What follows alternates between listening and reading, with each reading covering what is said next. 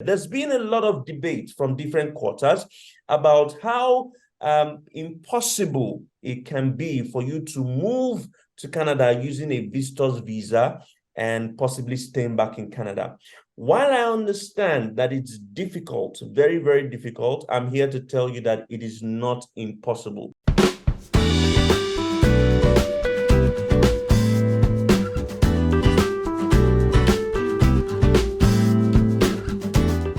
Hello, folks. This is your one and only WKa&x doctor. Always bring you the best gist when it comes to travel and migration. You know how we do it on this channel. We share everything that has to do with moving abroad, whether you want to live, you want to study, you want to work, you want to become a permanent resident in different countries across the world. This is where you want to be. If this is the first time of you coming across my channel, you haven't made a bad or terrible mistake. You've actually made the right one. And I want to say you're welcome, because you will not regret it for a second. For those who have always watched me, I want to say thank you very much for always tuning in each time I make a video. I want to encourage you to hit the subscription button, turn your notification bell so that you don't miss a thing whenever I post it, and share this video to as many people as possible. There are loads and loads of testimonies about people watching my videos and moving abroad. Lots of them are posted on Twitter, lots of them are posted on Instagram. So if you want to be a part of this, then you have to watch my videos.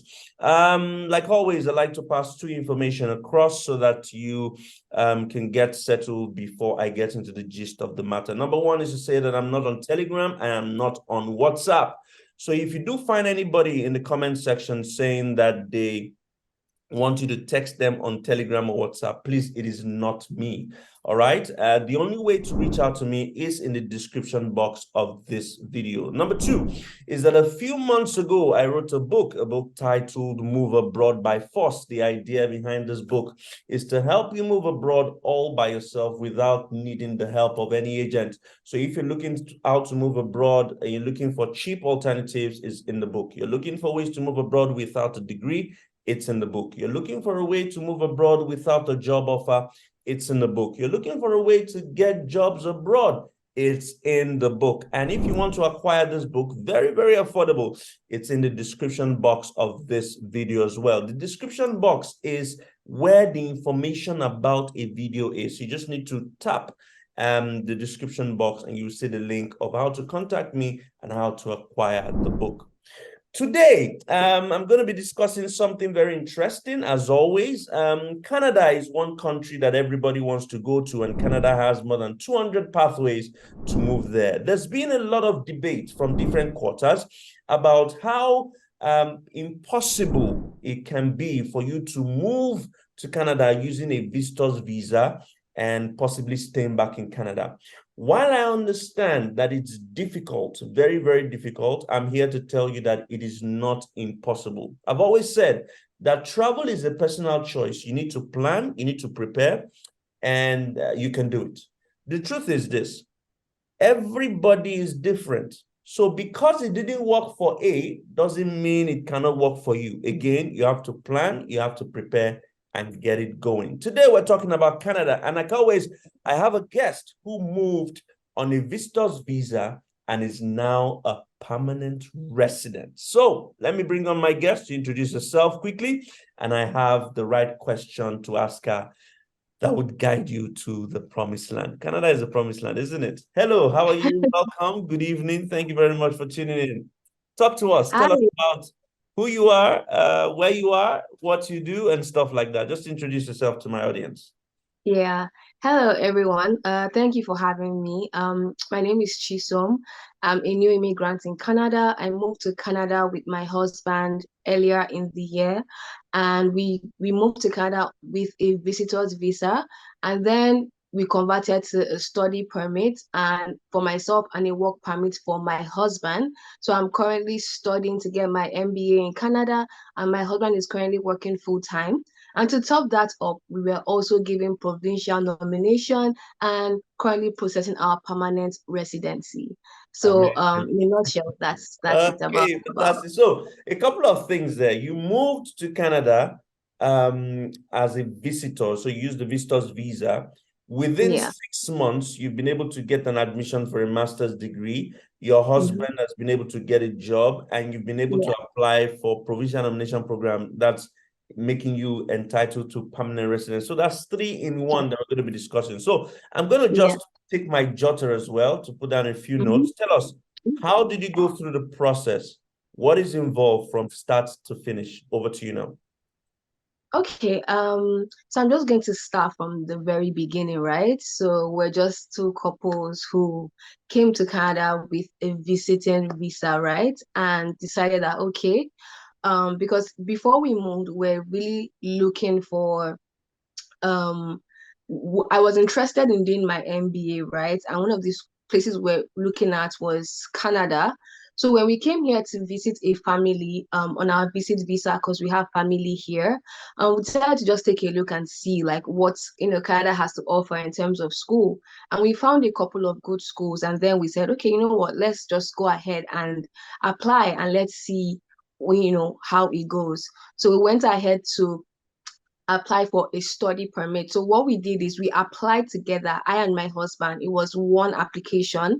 So under that application, we applied that for my study visa, my study permit, and then his work permit. So they were both tied together. So one of the key things that really stood out for us when we're trying to when we're actually working on our application was the storytelling. So a lot of people don't tell you how important storytelling is when you're applying, because the person that is going to read your application is a human being. So you also have to speak to their emotions, speak to their feelings as a human being as well. So luckily, it's something that my husband is really gifted at, content marketing and all of that. So we're able to create an application. We're 100% honest, of course, right? But one thing we really took consideration of is we want to create an application where the person that is reading this application does not have any questions. We provided answers even before they had any questions at all, right? And we gave a story that this is us. We're a couple. We're in love. We're trying to move to greener pastures. We want to study we told our story well, right? And in a little over, I think, yeah, 6 weeks was the max, and in 6 weeks we got our study permit, we got our work permit, and a few weeks after that my husband was able to get a job with his open work permit, right? What kind of And job? What kind of job did he get? so he works in finance, right? We both work in tech, so we're both tech. People call it tech bros and tech sis from Nigeria. So we both work in tech. So that's pretty much our work experience, and fintech, so finance. So currently right now he works in finance, and like I mentioned, his strength, right? He's currently doing marketing, right? Content marketing, product marketing, that's his skill, which also helped us in our application. And he got a job that's really like it's kind of like that suits his career path and his previous work experience. Amazing, amazing. Thank you. I'm just writing down a few things. So you got to Canada and then you went as a visitor, and then after arriving in Canada, you applied for admission, and then you were the main applicant. He was Yes, yes, he was applying as a dependent, so he got the open work permit. And then after your study yes. permit came, he got a job, you were studying MBA, and then you put in your application for permanent resident. On a scale of 1 to 10, how difficult would you say it was? Ah, man. The most difficult part was when we're applying for the study permit and the work permit, because the letter of explanation for both of them was actually the hardest part, because like I said, what we're trying to achieve is how do we create our application in a way that whoever is reading doesn't have any questions, like all their questions are answered. And we are also appealing to their emotions, right, in terms of storytelling. So it was really hard for us it took a while for us to actually be able to compile the application, because you need a lot of things to tell that story, right? You need pictures, you need your financial statements, you need everything possible that you can use to actually Can like you validate. tell us the documents? Give us a list of the documents you used that worked for you. Can you Okay. list them for us? Yeah. Okay, so first of all, the most important thing, right? Proof of funds. Because the truth is you have to have the money, is the honest truth. So we first of all we prioritized having like making like proving our proof of funds. So we had our bank statements from like all the banks that we're banking with. We had our pension statements as well, and investment. So if you're someone that maybe has like stocks, you have crypto, you have real estate or something. We collected the bank statements, I mean the statements, right, from those companies, right, to prove that okay, we have investments and this is how much we have in our investments and all of that. Then we also provided, in terms of work experience, we provided our offer letter, pay stubs, right, for them to see like, okay, this is how much you've been earning this particular period of time. For our because you have to also prove home ties, right? So on my end, we provided, the passports, right, of every member of my family to prove that okay, look at we all have the same surname. Then we also provided like a picture to like all of us together, right? Like, okay, this is my family, right, back home. Then what else? I think those are like the major things, right? Then in terms of, Did because you we're have to coming as a write couple, letter we of have to prove. motivation, statement of purpose, things like that? Yes, so that falls under like the letter of explanation that I spoke about. We also had our marriage certificates, right, to prove that we are married. So yes, we had letter of explanation and purpose. So that's where I mentioned that okay, we told our story. Like for us, why are we coming to Canada? Like I explained, first of all, we're coming the schooling route. This we mentioned that okay, I want to get my MBA. This is my current career path, right? I work as a product manager in tech. So as a product manager, tech is like MBA is very, it correlates, right? So we painted that scenario of okay, like this is a good course that's definitely going to help me in my career path or my entrepreneurial path if I wish, right? So yeah, so that was basically it in a nutshell. Okay, fantastic. One final question. How much did you need to have in your bank account? Because that's one of the most difficult things for people. Ballpark, maybe don't give us the exact amount, but you can give us a ballpark of how much you needed to have as proof of funds. Yeah, so in total, it was about I would say approximately $40,000, because again we're two. But then again, anybody that's watching this video, it's important that you actually check, because if some proof of funds changes, like they change it periodically. So what we had to prove will be different might be different from what you have to prove depending on the time that you're checking. So because of school, because you have to prove on our end, we had to be able to prove that we can pay tuition, right? For my a course that is 2 years.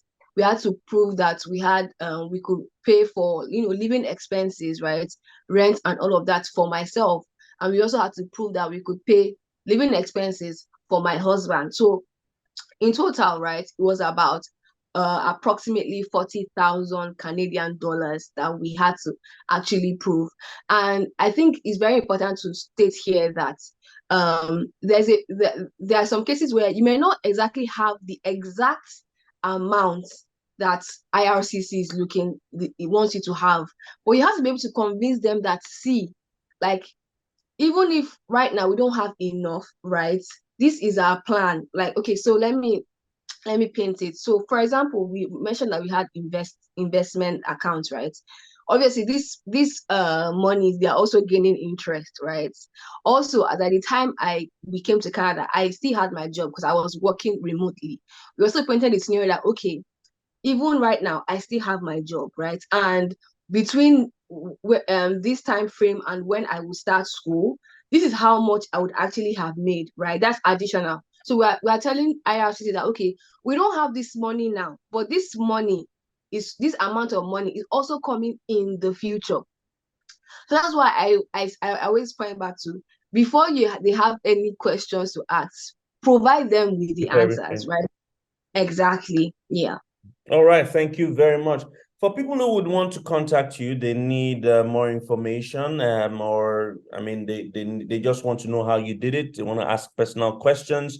They want Yeah. information as to how you did it as well. Do you have a YouTube channel, an email address, or stuff like that? Can you share with us? Yeah, thank you for that. So, I have a YouTube channel where, to be honest, from point A to point B, I narrated everything. There are vlogs that show you the process from beginning to end, and I have 3 videos where I and my husband sat down and broke everything down, how we went from visit visa to study permit to work permit. So you can subscribe to my channel at Chisom with a double M. So CHISOMM. So just enter at Chisom on YouTube. Then if you want to send an email, you can send it to partnerwith.chisom@gmail.com. But I strongly advise that you subscribe to my channel because a lot of questions there would have been answered. But if you still have questions, even after watching the videos, then you can send an email. Fantastic, fantastic. Thank you very, very much. And to everyone who has watched this video, I hope it's helped. Even if it's just one person, this is a fantastic opportunity. Look, this has been Chisom with your one and only WKa&x doctor. Make sure you share this video. Till I see you again in another episode, another video. This is WKa&x doctor, and I'm signing out. Cheers. Bye, everyone.